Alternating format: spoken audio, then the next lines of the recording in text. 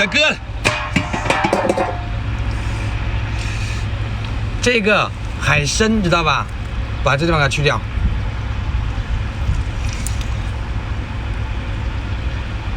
塞牙，它是嘎吱嘎吱响的那种。刚才我好像没去干净，是不是啊？其实这个是可以吃的，不用去掉。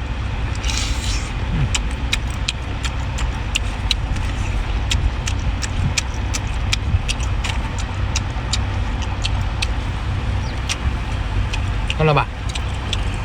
就这样，这样海参，活的时候很大，很补的东西。